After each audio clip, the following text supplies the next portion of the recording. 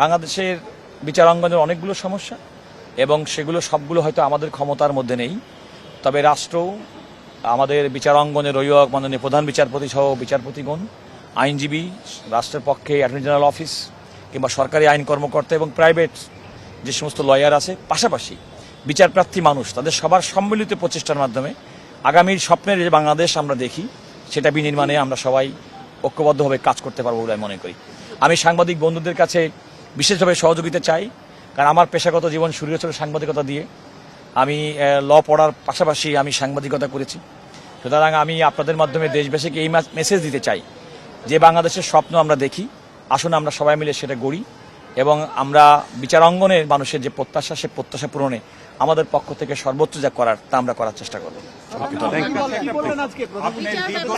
আইন পেশায় আছেন, এখন সরকারের প্রধান আইন কর্মকর্তা, আপনি ঠিক অন্যদিকে আপনার অবস্থান হবে, সেই হিসেবে আপনি মনে করছেন আপনি এই দায়িত্বটা কতটা সফলভাবে পালন করতে পারবেন? আপনার প্রথম কথা হচ্ছে যে খেয়াল রাখতে হবে যে অ্যাটর্নি জেনারেল কিন্তু রাষ্ট্রের পক্ষের অ্যাটর্নি জেনারেল এবং রাষ্ট্রের পক্ষে, রাষ্ট্রের স্বার্থের পক্ষে কাজ করাটাই হচ্ছে অন্যতম প্রধান কাজ।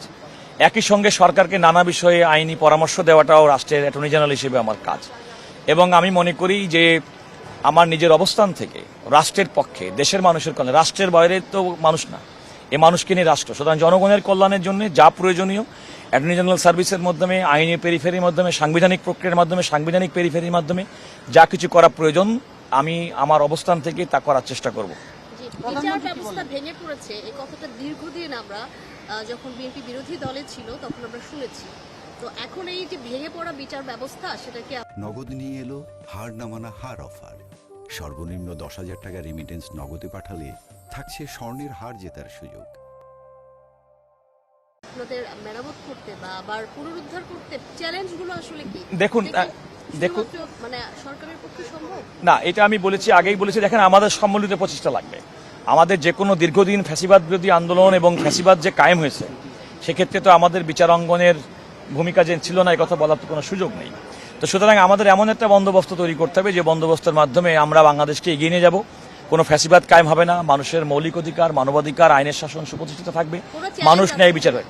চ্যালেঞ্জটা হচ্ছে বিচার বিভাগের প্রতি মানুষের যে অনাস্থা কিংবা আস্থার সংকট, সেটা ফিরিয়ে এনে বিচার বিভাগের কাছে মানুষ এই মর্মে আস্থা স্থাপন করতে হবে যে তার ন্যায় বিচার পাওয়ার ক্ষেত্রে সর্বোচ্চ এবং একমাত্র শেষ আশ্রয়স্থলটি হচ্ছে দেশের বিচারাঙ্গন এবং সেই বিচারাঙ্গনের প্রতি মানুষ আস্থা ফিরে পেয়েছে। এটা সুনিশ্চিত করাটাই হবে আগামী দিনের সবচেয়ে বড় challenge. It is too early two comment, কারণ আমি তো মাত্র আজকে নিয়োগপ্রাপ্ত হয়েছি এবং আগামী দিনের আমাদের পথ চলায় আপনারাও সেক্ষেত্রে দেখবেন। আমি প্রত্যাশা করি যে এককভাবে তো কোনো ব্যক্তির পক্ষে মানুষের প্রত্যাশা পূরণ করা সম্ভব নয়। এটা একটা সম্মিলিত প্রচেষ্টা এবং সম্মিলিত প্রচেষ্টার জন্য সরকার, সম্মিলিত প্রচেষ্টার জন্য বিচার বিভাগের মাননীয় প্রধান বিচারপতি, অ্যাটর্নি সার্ভিস, প্রাইভেট লয়ার, সাধারণ মানুষ, বিচারপ্রার্থী, সবার সম্মিলিত প্রয়োজন দরকার, সম্মিলিত ঐক্যবদ্ধ প্রচেষ্টা দরকার।